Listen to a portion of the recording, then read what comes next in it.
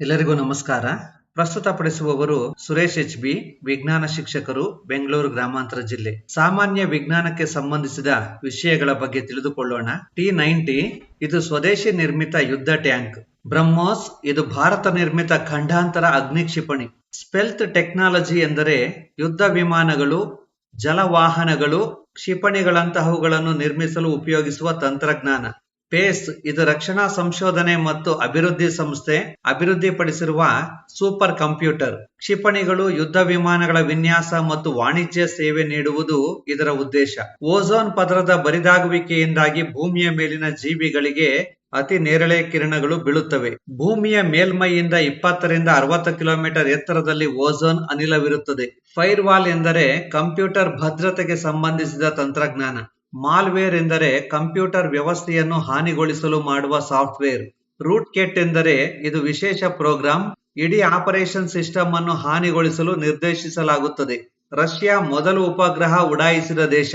ಭಾರತದ ಉಪಗ್ರಹ ವ್ಯವಸ್ಥೆಯನ್ನು ಮುಖ್ಯವಾಗಿ 2 ಗುಂಪುಗಳಾಗಿ ವಿಂಗಡಿಸಲಾಗಿದೆ: ಇನ್ಸ್ಯಾಟ್ ಮತ್ತು IRS. ಇನ್ಸ್ಯಾಟ್ ಎಂದರೆ ಇಂಡಿಯನ್ ಸ್ಯಾಟಲೈಟ್ಸ್, IRS ಎಂದರೆ Indian remote sensing satellites. INSAT ವಿವಿಧೋದ್ದೇಶ ಉಪಗ್ರಹ ವ್ಯವಸ್ಥೆ 1983ರಲ್ಲಿ ಪ್ರಾರಂಭವಾಯಿತು. ವಿಟಮಿನ್ ನ ರಾಸಾಯನಿಕ ಹೆಸರು ರೆಟಿನಾಲ್. ಮಲೇರಿಯಾ ಪ್ರೋಟೋಜೋವಾ ಹಾನಿಗೆ ಒಳಪಡುವ ಅಂಗ ಲಿವರ್, ಪಿತ್ತಕೋಶ. ಏಡ್ಸ್ ವೈರಾಣುವು ಮಾನವ ದೇಹದ ಯಾವ ವ್ಯವಸ್ಥೆಯನ್ನು ಹಾನಿ ಮಾಡುವುದು? ಜೀವ ನಿರೋಧಕ ಶಕ್ತಿಯನ್ನು. ಅಡುಗೆ ಸೋಡಾದ ರಾಸಾಯನಿಕ ಹೆಸರು ಸೋಡಿಯಂ ಬೈಕಾರ್ಬನೇಟ್ ಅಥವಾ ಸೋಡಿಯಂ ಹೈಡ್ರೋಜನ್ ಕಾರ್ಬನೇಟ್. ಅಣುಸೂತ್ರ NaHCO3. ವಾಷಿಂಗ್ ಸೋಡಾದ ರಾಸಾಯನಿಕ ಹೆಸರು ಸೋಡಿಯಂ ಕಾರ್ಬನೇಟ್. ಅಡುಗೆ ಸೋಡಾದ ರಾಸಾಯನಿಕ ಹೆಸರು ಸೋಡಿಯಂ ಬೈಕಾರ್ಬನೇಟ್ ಅಥವಾ ಸೋಡಿಯಂ ಹೈಡ್ರೋಜನ್ ಕಾರ್ಬನೇಟ್. ಇದರ ಅಣುಸೂತ್ರ NaHCO3. ವಾಷಿಂಗ್ ಸೋಡಾದ ರಾಸಾಯನಿಕ ಹೆಸರು ಸೋಡಿಯಂ ಕಾರ್ಬನೇಟ್. ಇದರ ಅಣುಸೂತ್ರ Na2CO3. ನಗುವಿನ ಅನಿಲ ಅಥವಾ ನಗಿಸುವ ಅನಿಲ. ಇದರ ರಾಸಾಯನಿಕ ಹೆಸರು ನೈಟ್ರಸ್ ಆಕ್ಸೈಡ್. ನೀರಿನ ರಾಸಾಯನಿಕ ಹೆಸರು ಹೈಡ್ರೋಜನ್ ಆಕ್ಸೈಡ್. ಇದರ ಅಣುಸೂತ್ರ H2O. ಟೆರಾಬೈಟ್ ಇದು ಕಂಪ್ಯೂಟರ್ಗೆ ಸಂಬಂಧಿಸಿದ್ದು ಅತಿ ಹೆಚ್ಚು ಸಂಗ್ರಹಣಾ ಸಾಮರ್ಥ್ಯವನ್ನು ಹೊಂದಿದೆ. ತುರ್ತು ಪರಿಸ್ಥಿತಿಯಲ್ಲಿ ಹೃದಯದ ಬಡಿತವನ್ನು ಹೆಚ್ಚಿಸುವ ಹಾರ್ಮೋನ್ ಅಡ್ರಿನಾಲಿನ್. ಕ್ವಿಕ್ ಸಿಲ್ವರ್ ಎಂದು ಕರೆಯಲ್ಪಡುವ ಲೋಹ ಪಾದರಸ. ಮಲೇರಿಯಾ ರಕ್ತ ಕಣಗಳು, ಫೈಲೇರಿಯಾ ಸ್ನಾಯುಗಳು, ಎನ್ಸಿಫಿಲಿಟಿಸ್ ಮೆದುಳು, ಲ್ಯುಕೇಮಿಯಾ ಅಸ್ಥಿಮಜ್ಜೆ. ಎಕ್ಸ್ರೇ ಕಂಡುಹಿಡಿದ ವಿಜ್ಞಾನಿ W. ರಾಂಟ್ಜನ್ ಅಥವಾ ವಿಲಿಯಂ ರಾಂಟ್ಜನ್. ಪೆನ್ಸಿಲಿನ್ ಸಂಶೋಧಕ ಅಲೆಕ್ಸಾಂಡರ್ ಫ್ಲೆಮಿಂಗ್. ಪೋಲಿಯೋ ಲಸಿಕೆಯನ್ನು ಕಂಡುಹಿಡಿದ ವಿಜ್ಞಾನಿ ಜಾನ್ E. ಸಾಲ್ಕ್. ಕ್ಯಾಥೋಡ್ ಕಿರಣಗಳನ್ನು ಕಂಡುಹಿಡಿದ ವಿಜ್ಞಾನಿ ಅಲೆಕ್ಸಾಂಡರ್ ಪೊರಾರ್ಕ್ಸ್. ತ್ರಿಶೂಲ್ ಇದು ಭೂಮಿಯಿಂದ ಆಕಾಶಕ್ಕೆ ಹಾರುವ ಕ್ಷಿಪಣಿ. ನಾಗ್ ಟ್ಯಾಂಕ್ ನಿರೋಧಕ ಕ್ಷಿಪಣಿ. ಅಗ್ನಿ ಇದು ಖಂಡಾಂತರ ಕ್ಷಿಪಣಿ. ಹಕ್ಕಿ ಜ್ವರ ಬರ್ಡ್ಸ್ ಫ್ಲೂ. ಇದರ ರೋಗಾಣು H5N1. ಡೆಂಗ್ಯೂ ಜ್ವರ ರೋಗವಾಹಕ ಜೀವಿ ಈಡಿಸ್ ಈಜಿಪ್ಟಿ. ಟೈಫಾಯ್ಡ್ ಜ್ವರದ ರೋಗಾಣು ಸಾಲ್ಮೊನೆಲ್ಲಾ ಟೈಫೆ. ಕಾಲರಾದ ರೋಗಾಣು ವಿಬ್ರಿಯೋ ಕಾಲರೆ. ನ್ಯಾನೋ ತಂತ್ರಜ್ಞಾನ ಪ್ರಶಸ್ತಿಯನ್ನು ಇತ್ತೀಚೆಗೆ ಪಡೆದ ವಿಜ್ಞಾನಿಯ ಹೆಸರು ಡಾ. CNR ರಾವ್. ಕಂಚು ಮಿಶ್ರಲೋಹದಲ್ಲಿ ಕಂಡುಬರುವ ಘಟಕಗಳು ತಾಮ್ರ ಮತ್ತು ತವರ. ಜೀವಕೋಶದ ಶಕ್ತಿ ಉತ್ಪಾದನಾ ಕೇಂದ್ರ ಎಂದು ಕರೆಯಲ್ಪಡುವ ಕಣದಂಗ ಮೈಟೊಕಾಂಡ್ರಿಯಾ. ಕಾಲರಾ ರೋಗಕ್ಕೆ ಕಾರಣವಾದ ಬ್ಯಾಕ್ಟೀರಿಯಾ ವಿಬ್ರಿಯೋ ಕಾಲರೆ. ಆಧುನಿಕ ತಳಿಶಾಸ್ತ್ರದ ಪಿತಾಮಹ ಗ್ರೆಗರ್ ಮೆಂಡಲ್. ಪ್ಯಾಥೋಮೀಟರ್ ಇದನ್ನು ಸಾಗರಗಳ ಆಳವನ್ನು ಕಂಡುಹಿಡಿಯಲು ಬಳಸುತ್ತಾರೆ. ಥರ್ಮೋಮೀಟರ್ ವಸ್ತುವಿನ ಉಷ್ಣತೆಯನ್ನ ಪತ್ತೆ ಹಚ್ಚಲು ಬಳಸುತ್ತಾರೆ. ಮಾನೋಮೀಟರ್ ಅನಿಲಗಳ ಒತ್ತಡವನ್ನ ಕಂಡುಹಿಡಿಯಲು ಬಳಸುತ್ತಾರೆ. ಪತ್ರ ಹರಿತು ಇಲ್ಲದ ಜೀವಿ ಈಸ್ಟ್, ಆದ್ದರಿಂದ ಇದು ಬಣ್ಣರಹಿತವಾಗಿರುತ್ತದೆ. ಪಾಶ್ಚರೀಕರಣ ಎಂದರೆ ಉಷ್ಣತೆಯಿಂದ ಸೂಕ್ಷ್ಮ ಜೀವಿಗಳನ್ನು ಕೊಲ್ಲುವುದು. ಹಾಲನ್ನು 70 ಡಿಗ್ರಿ ಸೆಲ್ಸಿಯಸ್ ತಾಪದಲ್ಲಿ 30 ನಿಮಿಷಗಳ ತನಕ ಕಾಯಿಸಿ ತಕ್ಷಣ ತಂಪುಗೊಳಿಸಿ ಹಾಲು ಕೆಡುವುದಕ್ಕೆ ಕಾರಣವಾಗಿರುವ ಸೂಕ್ಷ್ಮ ಜೀವಿಗಳನ್ನು ನಾಶಪಡಿಸಿ ಹಾಲನ್ನ ಸಂರಕ್ಷಿಸುವ ವಿಧಾನಕ್ಕೆ ಪಾಶ್ಚರೀಕರಣ ಎನ್ನುತ್ತೇವೆ. ಇದನ್ನು ಕಂಡುಹಿಡಿದು ತಿಳಿಸಿಕೊಟ್ಟ ವಿಜ್ಞಾನಿ ಲೂಯಿ ಪಾಶ್ಚರ್. ಅವರ ಗೌರವಾರ್ಥಕವಾಗಿ ಈ ವಿಧಾನಕ್ಕೆ ಪಾಶ್ಚರೀಕರಣ ಎಂದು ಹೆಸರು ಬಂದಿದೆ. ಪಾಶ್ಚರೀಕರಣ ವಿಧಾನದಲ್ಲಿ ಸಂರಕ್ಷಿಸುವ ಆಹಾರ ಪದಾರ್ಥ ಹಾಲು. ಕಾಲರಾ ಸಿಡುಬು ರೋಗಗಳಿಗೆ ಲಸಿಕೆ ಕಂಡುಹಿಡಿದವರು ಲೂಯಿಸ್ ಪಾಶ್ಚರ್. ಕ್ಷಯ ರೋಗಕ್ಕೆ ಕಾರಣ ಪತ್ತೆ ಹಚ್ಚಿದ ಸಾಧನೆಗಾಗಿ ನೊಬೆಲ್ ಪ್ರಶಸ್ತಿ ಪಡೆದವರು ರಾಬರ್ಟ್ ಕೋಚ್. ಇದು ಪರಾವಲಂಬಿ ಜೀವಿಯಲ್ಲ, ಕಲ್ಲುಹೂ. ಕಲ್ಲುಹೂ ಸಸ್ಯ ಎಂದರೆ ಶೈವಲ ಮತ್ತು ಶಿಲೀಂಧ್ರ. ಎರಡೂ ಜೀವಿಗಳು ಒಟ್ಟಿಗೆ ವಾಸಿಸುತ್ತವೆ, ಪರಸ್ಪರ ಲಾಭವನ್ನ ಪಡೆದುಕೊಳ್ಳುತ್ತವೆ. ಇದನ್ನು ಕೂಡು ಜೀವನ ಅಥವಾ ಸಹಜೀವನ ಎಂದು ಕರೆಯುತ್ತೇವೆ. ಲಾಲಾರಸದಲ್ಲಿರುವ ಕಿಣ್ವ ಅಮೈಲೇಸ್. ಇದು ಆಹಾರದಲ್ಲಿರುವ ಪಿಷ್ಟವನ್ನು ಗ್ಲೂಕೋಸ್ ಆಗಿ ಪರಿವರ್ತಿಸುತ್ತದೆ. ಹಲ್ಲುಗಳಲ್ಲಿರುವ ಗಟ್ಟಿಯಾದ ಪದಾರ್ಥ ಡೆಂಟಿನ್. ಹಲ್ಲುಗಳು ಡೆಂಟಿನ್ ಎಂಬ ಗಟ್ಟಿಯಾದ ಪದಾರ್ಥದಿಂದ ಮಾಡಲ್ಪಟ್ಟಿರುತ್ತವೆ. ಒಸಡಿನ ಮೇಲ್ಭಾಗದಲ್ಲಿ ಹಲ್ಲುಗಳನ್ನ ಆವರಿಸಲ್ಪಟ್ಟಿರುವ ಅತ್ಯಂತ ಗಟ್ಟಿಯಾದ ವಸ್ತು ಎನಾಮೆಲ್. ಇದು ನಮ್ಮ ದೇಹದಲ್ಲಿರುವ ವಸ್ತುಗಳಲ್ಲೆಲ್ಲ ಅತ್ಯಂತ ಗಟ್ಟಿಯಾದ ವಸ್ತು. ರೈಬೋಸೋಮ್ಗಳನ್ನು ಸಾಮಾನ್ಯವಾಗಿ ಜೀವಕೋಶದ ಪ್ರೋಟೀನ್ ಕಾರ್ಖಾನೆಗಳು ಎಂದು ಕರೆಯುತ್ತೇವೆ, ಏಕೆಂದರೆ ರೈಬೋಸೋಮ್ಗಳು ಪ್ರೋಟೀನ್ ತಯಾರಿಕೆಗೆ ಸಹಾಯ ಮಾಡುತ್ತವೆ. ಕ್ರೋಮೋಸೋಮ್ಗಳಲ್ಲಿರುವ ಕೆಲವು ಅಂಶಗಳು ವಂಶ ಪಾರಂಪರ್ಯ ಗುಣಗಳನ್ನ ಸಾಗಿಸುತ್ತವೆ. ಅವುಗಳನ್ನ ಜೀನ್ಗಳು ಅಥವಾ ವಂಶಾಣುಗಳು ಎನ್ನುತ್ತೇವೆ. ಆಂಥ್ರಾಕ್ಸ್ ರೋಗಕ್ಕೆ ಕಾರಣ ಪತ್ತೆ ಹಚ್ಚಿದ ವಿಜ್ಞಾನಿ ರಾಬರ್ಟ್ ಕೋಚ್. ಇದು ಸಸ್ಯ ಜೀವಕೋಶದಲ್ಲಿ ಮಾತ್ರ ಕಂಡುಬರುವುದು. ಕೋಶ ಭಿತ್ತಿ. ಇದು ಧಾನ್ಯವಲ್ಲ, ಕಡಲೆಕಾಯಿ, ಏಕೆಂದರೆ ಇದು ಕಾಳು, ಇದು ಬೀಜ. ಸಸ್ಯಗಳಲ್ಲಿ ಇದು ಸಾಮಾನ್ಯವಾಗಿ ಕಳೆ ಅನ್ನಿಸಿಕೊಳ್ಳುವುದಿಲ್ಲ. ಅಜೋಲಾ. ಸಸ್ಯಗಳ ಬೆಳವಣಿಗೆಗೆ ಉಪಯುಕ್ತವಾದ ಮಣ್ಣಿನ ಆಮ್ಲೀಯತೆ ಪಿಎಚ್ ಮೌಲ್ಯ 6.5 ರಿಂದ 7.5. ನೈಸರ್ಗಿಕವಾಗಿ ಕಾಂತೀಯ ಗುಣ ಹೊಂದಿರುವ ವಸ್ತು ಮ್ಯಾಗ್ನೆಟೈಟ್. ಇದು ಅಯಸ್ಕಾಂತದ ಅದುರಿನ ಹೆಸರಾಗಿದೆ. ಜೀವಕೋಶದ ಉಸಿರಾಟದ ಕೇಂದ್ರ ಅಥವಾ ಶಕ್ತಿ ಕೇಂದ್ರ ಮೈಟೊಕಾಂಡ್ರಿಯಾ, ಏಕೆಂದರೆ ಮೈಟೊಕಾಂಡ್ರಿಯಾದಲ್ಲಿ ಜೀರ್ಣವಾದ ಆಹಾರ ಆಕ್ಸಿಜನ್ ನೊಂದಿಗೆ ಉತ್ಕರ್ಷಣೆಗೆ ಒಳಗಾಗಿ ಶಕ್ತಿ ಬಿಡುಗಡೆಯಾಗುತ್ತದೆ. ಕೀಟಹಾರಿ ಸಸ್ಯಗಳು ಕೀಟಗಳನ್ನ ಹಿಡಿಯುವುದು ಸಾರಜನಕಕ್ಕಾಗಿ. ಕೀಟಹಾರಿ ಸಸ್ಯಗಳು ಕೀಟಗಳನ್ನ ಸೆರೆ ಹಿಡಿದು ತಿನ್ನುತ್ತವೆ. ಇವು ಜೌಗು ಪ್ರದೇಶದಲ್ಲಿ ಬೆಳೆಯುವುದರಿಂದ ಮಣ್ಣಿನಲ್ಲಿ ಸಾರಜನಕದ ಕೊರತೆ ಇರುತ್ತದೆ. ಸಾರಜನಕವನ್ನ ಪಡೆದುಕೊಳ್ಳುವುದಕ್ಕಾಗಿ ಕೀಟಹಾರಿ ಸಸ್ಯಗಳು ಕೀಟಗಳನ್ನು ಸೆರೆ ಹಿಡಿದು ತಿನ್ನುತ್ತವೆ. ಜಠರದಲ್ಲಿರುವ ಪೆಪ್ಸಿನ್ ಜೊತೆಯಲ್ಲಿರುವ ಮತ್ತೊಂದು ಕಿಣ್ವ ರೆನಿನ್. ಪೆಪ್ಸಿನ್ ಮತ್ತು ರೆನಿನ್. ಪಕ್ಷಿ ವರ್ಗವು ಸರೀಸೃಪಗಳಿಂದ ವಿಕಾಸಗೊಂಡಿರಬೇಕೆಂದು ಸಾಕ್ಷಿಯಾಗಿರುವ ಪಳೆಯುಳಿಕೆ ಜೀವಿ ಆರ್ಕಿಯೋಪ್ಟೆರಿಕ್ಸ್. ಇದನ್ನು ಸರೀಸೃಪ ಪಕ್ಷಿ ಎಂದು ಕರೆಯುತ್ತಾರೆ, ಏಕೆಂದರೆ ಇದು ಸರೀಸೃಪ ಮತ್ತು ಪಕ್ಷಿಗಳ ಎರಡೂ ಗುಣಗಳನ್ನ ಹೊಂದಿದೆ. ಇದು ಸರೀಸೃಪ ಮತ್ತು ಪಕ್ಷಿಗಳ ನಡುವಿನ ಕೊಂಡಿಯಾಗಿದೆ. ಪಕ್ಷಿಗಳು ಸರೀಸೃಪಗಳಿಂದ ವಿಕಾಸಗೊಂಡಿವೆ ಎಂಬುದಕ್ಕೆ ಆರ್ಕಿಯೋಪ್ಟೆರಿಕ್ಸ್ ಸಾಕ್ಷಿಯಾಗಿದೆ. ಪಕ್ಷಿಗಳು ಸರೀಸೃಪಗಳಿಂದ ವಿಕಾಸಗೊಂಡಿವೆ ಎಂಬುದಕ್ಕೆ ಆರ್ಕಿಯೋಪ್ಟೆರಿಕ್ಸ್ ಸಾಕ್ಷಿಯಾಗಿದೆ. ಇದು ಪಡಿಯಚ್ಚು ರೂಪದಲ್ಲಿ ದೊರಕಿದೆ. ಬೀಜವನ್ನು ಬಿತ್ತಲು ಸಾಮಾನ್ಯವಾಗಿ ಬಳಸುವ ಸಾಧನ ಕೂರಿಗೆ. ರೈತನೊಬ್ಬ ತನ್ನ ಕೃಷಿ ಭೂಮಿಯಲ್ಲಿ ಸಾಸ್ವಾಕ್, ಅಜೋಲಾ, ಅನಾಬೆನ್ನ ಮುಂತಾದ ಜೀವಿಗಳನ್ನು ಅಭಿವೃದ್ಧಿಪಡಿಸುತ್ತಾನೆ. ಅವನ ಉದ್ದೇಶ ಭೂಮಿಯ ಫಲವತ್ತತೆಯನ್ನ ಹೆಚ್ಚಿಸುವುದು, ಏಕೆಂದರೆ ಇವು ಜೈವಿಕ ನೈಟ್ರೋಜನ್ ಸ್ಥಿರೀಕರಣದಲ್ಲಿ ಪ್ರಮುಖ ಪಾತ್ರ ವಹಿಸುತ್ತವೆ. ವಾತಾವರಣದಲ್ಲಿರುವ ಮುಕ್ತ ಅನಿಲ ಅನುರೂಪದ ನೈಟ್ರೋಜನ್ ಅನ್ನ ಹೀರಿಕೊಂಡು ನೈಟ್ರೇಟ್ ಸಂಯುಕ್ತವನ್ನಾಗಿ ಪರಿವರ್ತನೆ ಮಾಡಿ ಮಣ್ಣಿಗೆ ಸೇರಿಸುವುದರ ಮೂಲಕ ಮಣ್ಣಿನ ಸಾರವತ್ತತೆ ಅಥವಾ ಫಲವತ್ತತೆಯನ್ನು ಹೆಚ್ಚಿಸುತ್ತವೆ. ನವೀಕರಣ ಹೊಂದುವ ಸಂಪನ್ಮೂಲಗಳು ನೀರು, ಗಾಳಿ, ಸೌರಶಕ್ತಿ ಮುಂತಾದವುಗಳು, ಏಕೆಂದರೆ ಇವುಗಳನ್ನು ಎಷ್ಟು ಉಪಯೋಗಿಸಿಕೊಂಡರೂ ಮುಗಿದು ಹೋಗದ ನೈಸರ್ಗಿಕ ಸಂಪನ್ಮೂಲಗಳಾಗಿವೆ.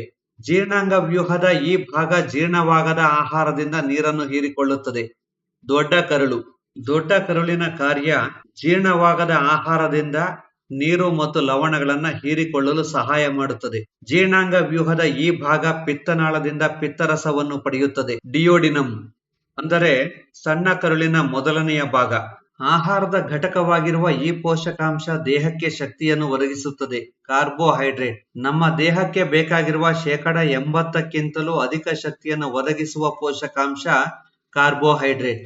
ಮೈಟೊಕಾಂಡ್ರಿಯಾದಲ್ಲಿ ಶಕ್ತಿ ಈ ರೀತಿ ಸಂಗ್ರಹವಾಗುತ್ತದೆ: ಎಟಿಪಿ ರೂಪದಲ್ಲಿ, ಅಡಿನೋಸಿನ್ ಟ್ರೈಫಾಸ್ಫೇಟ್ ರೂಪದಲ್ಲಿ. ಪೆನ್ಸಿಲಿನ್ ಔಷಧಿ ಪಡೆಯುವುದು ಶಿಲೀಂಧ್ರದ ಮೂಲಕ. ಪೆನಿಸಿಲಿಯಂ ನೊಟೇಟಮ್ ಎಂಬ ಶಿಲೀಂಧ್ರದ ಮೂಲಕ.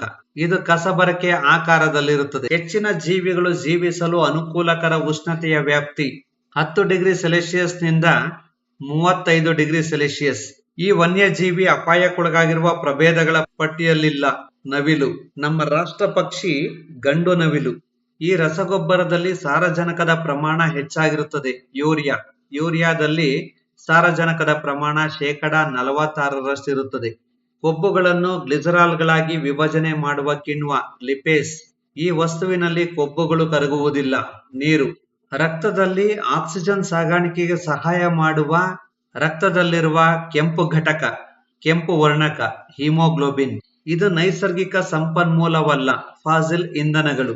ಫಾಸಿಲ್ ಇಂಧನಗಳು ಅಥವಾ ಪಳೆಯುಳಿಕೆ ಇಂಧನಗಳಾದ ಕಲ್ಲಿದ್ದಲು, ಪೆಟ್ರೋಲಿಯಂ ಮತ್ತು ನೈಸರ್ಗಿಕ ಅನಿಲಗಳು. ಸೂರ್ಯನ ಹೊರಮೈ ಅಧ್ಯಯನಕ್ಕಾಗಿ ಇಸ್ರೋ ಹಾರಿಬಿಟ್ಟಿರುವ ಉಪಗ್ರಹ ಆದಿತ್ಯ. ಭಾರತದ ವಾಣಿಜ್ಯಿಕ ಉದ್ದೇಶದ ಬೇಹುಗಾರಿಕೆ ಉಪಗ್ರಹವನ್ನು ಧ್ರುವಗಾಮಿ ಕಕ್ಷೆಗೆ ಆಂಧ್ರಪ್ರದೇಶದ ಶ್ರೀಹರಿಕೋಟಾದ ಸತೀಶ್ ಧವನ್ ಬಾಹ್ಯಾಕಾಶ ಕ್ಷೇತ್ರದಿಂದ ಜನವರಿ 21, 2008ರಂದು ಯಶಸ್ವಿಯಾಗಿ ಹಾರಿಬಿಡಲಾಯಿತು. ಸಂಪೂರ್ಣವಾಗಿ ದೇಶೀಯವಾಗಿ ನಿರ್ಮಿಸಲಾದ PSLV ಸಿ-10 polar satellite launching vehicle ಸಿ-10 300 kilogram ತೂಕದ ಇಸ್ರೇಲ್ನ ಟೆಕ್ಸಾರ್ ಪೋಲಾರಿಸ್ ಉಪಗ್ರಹವನ್ನು ಕಕ್ಷೆಗೆ ಕೂರಿಸಿತು. ಅತ್ಯಾಧುನಿಕ ಸಾಮರ್ಥ್ಯದ ಕ್ಯಾಮೆರಾ ಹಾಗೂ ತಂತ್ರಜ್ಞಾನ ಬಳಸಿ ಸಿದ್ಧಪಡಿಸಲಾದ ಟೆಕ್ಸಾರ್ ವಿಶ್ವದ ಅತ್ಯಂತ ಆಧುನಿಕ ಉಪಗ್ರಹಗಳಲ್ಲಿ ಒಂದಾಗಿದ್ದು, ಇಸ್ರೇಲ್ನಲ್ಲಿ ತಯಾರಾದ ಈ ಬಗೆಯ ಪ್ರಥಮ ಉಪಗ್ರಹವಾಗಿದೆ. ಶ್ರೀಹರಿಕೋಟಾದಲ್ಲಿ ನಡೆದ 25 ಉಪಗ್ರಹಗಳ ಉಡಾವಣೆಯಾಗಿದೆ. ಅಂತರಿಕ್ಷದಲ್ಲಿ ಹೆಚ್ಚು ಸಮಯ ಕಳೆದ ಸ್ತ್ರೀ ಯಾರು? ಖಗೋಳ ವಿಜ್ಞಾನಿ ಯಾರು? ಸುನಿತಾ ವಿಲಿಯಮ್ಸ್. ಇದಕ್ಕೂ ಮೊದಲು ಶೆನ್ನನ್ ಲೂಸಿಡ್. ಭಾರತದ ರಕ್ಷಣಾ ಸಂಶೋಧಕರು ಯಾವ ಕ್ಷಿಪಣಿಯನ್ನು ಅಭಿವೃದ್ಧಿಪಡಿಸಿದ್ದಾರೆ? ನಿರ್ಭಯ್. ಉತ್ತಮವಾದ ಡಿಟಿಎಚ್ ಟೆಲಿವಿಷನ್ ಪ್ರಸಾರಗಳಿಗಾಗಿ 2007ರಲ್ಲಿ ಫ್ರೆಂಚ್ ಗಯಾನಾದಿಂದ ಪ್ರಯೋಗಿಸಿದ ಉಪಗ್ರಹ ಇನ್ಸ್ಯಾಟ್ 4ಬಿ ಇಂಡಿಯನ್ ಸ್ಯಾಟಲೈಟ್ 4ಬಿ. ದೇಹದಲ್ಲಿ ಗ್ಲೂಕೋಸ್ ಮಟ್ಟ ಹೆಚ್ಚಾದರೆ ಯಾವುದನ್ನು ನೀಡಬೇಕಾಗುತ್ತದೆ? ಇನ್ಸುಲಿನ್ ಹಾರ್ಮೋನಿನ ಚುಚ್ಚುಮದ್ದು. ಇದು ರಕ್ತದಲ್ಲಿನ ಗ್ಲೂಕೋಸ್ ಅನ್ನು ಜೀರ್ಣಿಸಲು ಸಹಾಯ ಮಾಡುತ್ತದೆ. ಕಂಪ್ಯೂಟರ್ ವಿಷಯದಲ್ಲಿ ಎಷ್ಟು ಬೀಟ್ಸ್ 1 ಬೈಟ್ಗೆ ಸಮ? 12 ಬೀಟ್ಸ್. ಟೊಮೆಟೊ ಹಣ್ಣುಗಳಿಗೆ ಯಾವುದರಿಂದ ಕೆಂಪು ಬಣ್ಣ ಬರುತ್ತದೆ? ಆಂಥೋಸಿಯಾನಿನ್ನಿಂದ. ಹಣ್ಣುಗಳಿಗೆ ಬಣ್ಣ ಕೊಡುವ ವರ್ಣಕ ಆಂಥೋಸಿಯಾನಿನ್. ಅಲ್ಯೂಮಿನಿಯಂನ ಮುಖ್ಯ ಧಾತು ಬಾಕ್ಸೈಟ್. ಅಲ್ಯೂಮಿನಿಯಂನ ಅದುರಿನ ಹೆಸರು ಬಾಕ್ಸೈಟ್, ಅಂದರೆ ಜೇಡಿಮಣ್ಣು. ತರಕಾರಿ. ಸೂರ್ಯನ ಬೆಳಕುಗಳಲ್ಲಿ ಲಭ್ಯವಿಲ್ಲದ ವಿಟಮಿನ್ ಡಿ. ವಿಟಮಿನ್ ಡಿ ಯನ್ನು ಸಾಮಾನ್ಯವಾಗಿ ಸೂರ್ಯನ ಹೊಳಪಿನ ಜೀವಸತ್ವ ಎಂದು ಕರೆಯುತ್ತೇವೆ, ಏಕೆಂದರೆ ಸೂರ್ಯನ ಬಿಸಿಲು ನಮ್ಮ ದೇಹದ ಮೇಲೆ ಬಿದ್ದಾಗ ನಮ್ಮ ದೇಹದಲ್ಲಿ ವಿಟಮಿನ್ ಡಿ ಸಂಶ್ಲೇಷಣೆಗೊಳ್ಳುತ್ತದೆ. ಆದ್ದರಿಂದ ಪ್ರತಿ ದಿವಸ ಬೆಳಗ್ಗೆ 10 ಗಂಟೆಯ ಒಳಗೆ ಸೂರ್ಯನ ಬಿಸಿಲನ್ನು ಕಾಯಿಸಬೇಕು. ಚಂದ್ರಮಾನ ಮಾಸದಲ್ಲಿ ಎಷ್ಟು ದಿನಗಳಿರುತ್ತವೆ? 29 ದಿನಗಳು. ಆಸ್ಟಿಗ್ಮ್ಯಾಟಿಸಮ್ ಎಂಬ ದೃಷ್ಟಿದೋಷವನ್ನು ಯಾವುದರಿಂದ ಸರಿಪಡಿಸಲಾಗುತ್ತದೆ? ಸಿಲಿಂಡರ್ ಅಥವಾ ಗೋಳಾಕಾರದ ಮಸೂರದಿಂದ. ಪೋಲಿಯೋ ವೈರಸ್ ಯಾವುದರ ಮೂಲಕ ಮಾನವನ ಶರೀರಕ್ಕೆ ಪ್ರವೇಶಿಸುತ್ತದೆ? ಕಲುಷಿತ ಆಹಾರ ಅಥವಾ ನೀರಿನ ಮೂಲಕ. ಚೆನ್ನಾಗಿ ಮಾಗಿದ ಬಾಳೆಹಣ್ಣಿನಲ್ಲಿ ಗಂಜಿ ಮತ್ತು ಸಕ್ಕರೆ ಎಷ್ಟು ಪಾಲುಗಳಿರುತ್ತವೆ? ಗಂಜಿ 1%, ಸಕ್ಕರೆ 20%. ಅಣಬೆ ಯಾವ ಗುಂಪಿಗೆ ಸೇರಿದ್ದು? ಬೂಸ್ಟ್ ಅಥವಾ ಶಿಲೀಂಧ್ರ ಗುಂಪಿಗೆ ಸೇರಿದೆ. ಇದು ಬಣ್ಣರಹಿತವಾಗಿದ್ದು ದ್ಯುತಿ ಸಂಶ್ಲೇಷಣ ಕ್ರಿಯೆಯನ್ನು ನಡೆಸುವುದಿಲ್ಲ. ಇದು ಕ್ಲೋರೋಫಿಲ್ ಅನ್ನು ಹೊಂದಿಲ್ಲದೆ ಇರುವುದರಿಂದ ಬಣ್ಣರಹಿತವಾಗಿದ್ದು ದ್ಯುತಿ ಸಂಶ್ಲೇಷಣ ಕ್ರಿಯೆಯನ್ನು ನಡೆಸುವುದಿಲ್ಲ. ಇದು ಕೊಳೆತಿನಿಯಾಗಿದೆ. ಯಾವ ಸಮಯದಲ್ಲಿ ಬೆವರು ಹೆಚ್ಚಾಗಿ ಸುರಿಯುತ್ತದೆ? ತಾಪಮಾನ ಹೆಚ್ಚಾಗಿದ್ದು ತೇವಗಾಳಿ ಇದ್ದಾಗ. ಯಾವ ವಿಟಮಿನ್ ಕೊರತೆಯಿಂದಾಗಿ ಒಸಡಿನಲ್ಲಿ ರಕ್ತ ಸೋರುತ್ತದೆ? ವಿಟಮಿನ್ ಸಿ ಕೊರತೆಯಿಂದ. ವಿಟಮಿನ್ ಸಿ ಕೊರತೆಯಿಂದ ಸ್ಕರ್ವಿ ರೋಗ ಉಂಟಾಗುತ್ತದೆ. ಲವಂಗಗಳು ಹೂವಿನ ಮೊಗ್ಗುಗಳು. ಮನುಷ್ಯರಲ್ಲಿ ರಕ್ತ ಗಡ್ಡೆ ಕಟ್ಟಲು ಬೇಕಾಗುವ ಸಮಯ 3 ರಿಂದ 5 ನಿಮಿಷಗಳು. ಮನುಷ್ಯನ ರಕ್ತದಲ್ಲಿ ಫೈಬ್ರಿನೋಜಿನ್ ಮತ್ತು ಪ್ರೋಥ್ರಾಂಬಿನ್ ಎಂಬ ಪ್ರೋಟೀನ್ಗಳಿರುತ್ತವೆ. ಇವು ರಕ್ತ ಹೆಪ್ಪುಗಟ್ಟಲು ಸಹಾಯ ಮಾಡುತ್ತವೆ. ನಾಟಿಕಲ್ ಅಳತೆ ಯಾವುದನ್ನು ಅಳೆಯಲು ಉಪಯೋಗಿಸುತ್ತಾರೆ? ಸಮುದ್ರದ ಮೇಲ್ಮೈ ಅಂತರವನ್ನು. ಯಾವ ರೋಗದಿಂದಾಗಿ ಕೆಂಪು ರಕ್ತ ಕಣಗಳು ನಶಿಸುತ್ತವೆ? ಹಳದಿ ಕಾಮಾಲೆ ಅಥವಾ ಜಾಂಡೀಸ್ ರೋಗದಿಂದ. ವಿಶ್ವದಲ್ಲಿನ ಅತ್ಯಂತ ವಿಷಪೂರಿತವಾದ ಕಪ್ಪೆ ಬ್ಲೂ ಕಾರ್ಟ್ ಕಪ್ಪೆ. ಕೆಂಪು ಗುಲಾಬಿ ನೀಲಿ ಬಣ್ಣದ ಬೆಳಕಿನಲ್ಲಿ ಕಪ್ಪಾಗಿ ಕಾಣುತ್ತದೆ, ಏಕೆಂದರೆ ಯಾವುದೇ ವಸ್ತುಗಳಿಗೆ ನಿಜವಾಗಿಯೂ ಬಣ್ಣವಿರುವುದಿಲ್ಲ. ಅವು ಸೂರ್ಯನ ಬೆಳಕು ಅದರ ಮೇಲೆ ಬೀಳುವುದರಿಂದ ಆಯಾ ಬಣ್ಣಗಳನ್ನು ಪ್ರತಿಫಲಿಸುವುದರಿಂದ ಆಯಾ ಬಣ್ಣದಲ್ಲಿ ಕಾಣಿಸುತ್ತವೆ. ಸೂರ್ಯನ ಬೆಳಕು ವಸ್ತುಗಳ ಮೇಲೆ ಬಿದ್ದಾಗ ವಸ್ತುಗಳು ಸೂರ್ಯನ ಬೆಳಕಿನ ಆಯಾ ಬಣ್ಣಗಳನ್ನು ಪ್ರತಿಫಲಿಸುವುದರಿಂದ ಆಯಾ ಬಣ್ಣಗಳಲ್ಲಿ ಕಾಣಿಸುತ್ತವೆ. ರೋಮನ್ ಸಂಖ್ಯೆ XXX ಅನ್ನು ಅರೇಬಿಕ್ ಅಂಕಿಗಳ 30 ಎಂದು ವ್ಯಕ್ತಪಡಿಸುತ್ತೇವೆ. 100ಕ್ಕೆ ರೋಮನ್ ಸಂಖ್ಯೆ ಸಿ. ಡೆಸಿಬಲ್ ಯಾವುದರ ಅಳತೆಗೋಲು? ಧ್ವನಿ ಪರಿಮಾಣ. ಶಬ್ದದ ತೀವ್ರತೆಯನ್ನು ಡೆಸಿಬಲ್ ನಲ್ಲಿ ಅಳೆಯುತ್ತಾರೆ. ಶಬ್ದದ ತೀವ್ರತೆ 80 ಡೆಸಿಬಲ್ ಗಿಂತ ಅಧಿಕವಾಗಿದ್ದರೆ ಕಿವಿ ತಮಟೆಗೆ ಹಾನಿಕಾರಕ. ಇದು ಕಿವಿ ತಮಟೆಯನ್ನು ಒಡೆದು ಹೋಗುವಂತೆ ಮಾಡಿ ಶಾಶ್ವತ ಕಿವುಡುತನ ಉಂಟು ಮಾಡುತ್ತದೆ. ಎಲೆಕ್ಟ್ರಿಕ್ ಹೀಟರ್ ನಲ್ಲಿ ಉಪಯೋಗಿಸುವ ಮಿಶ್ರಲೋಹದ ತಂತಿ ನೈಕ್ರೋಮ್. ಇದು ಅಧಿಕ ರೋಧ ಹೊಂದಿದ್ದು ಹೆಚ್ಚಿನ ತಾಪದವರೆಗೆ ಬಿಸಿಯಾಗುತ್ತದೆ. ಅಧಿಕ ತಾಪದಲ್ಲಿ ಸುಲಭವಾಗಿ ಕರಗುವುದಿಲ್ಲ. ಒಂದು ವಸ್ತು ಯಾವುದರಲ್ಲಿ ಹೆಚ್ಚು ತೂಕ ತೂಗುತ್ತದೆ? ಗಾಳಿಯಲ್ಲಿ. ವ್ಯೋಮಯಾನಿಗೆ ಬಾಹ್ಯಾಕಾಶ ಹೇಗೆ ಕಾಣಿಸುತ್ತದೆ? ವ್ಯೋಮಯಾನಿಗೆ ಬಾಹ್ಯಾಕಾಶ ಕಪ್ಪಾಗಿ ಕಾಣಿಸುತ್ತದೆ, ಏಕೆಂದರೆ ವ್ಯೋಮದಲ್ಲಿ ವಾತಾವರಣ ಇಲ್ಲದಿರುವುದರಿಂದ ಬೆಳಕು ಚದುರುವುದಿಲ್ಲ. ವೀಕ್ಷಿಸಿದ್ದಕ್ಕೆ ಧನ್ಯವಾದಗಳು.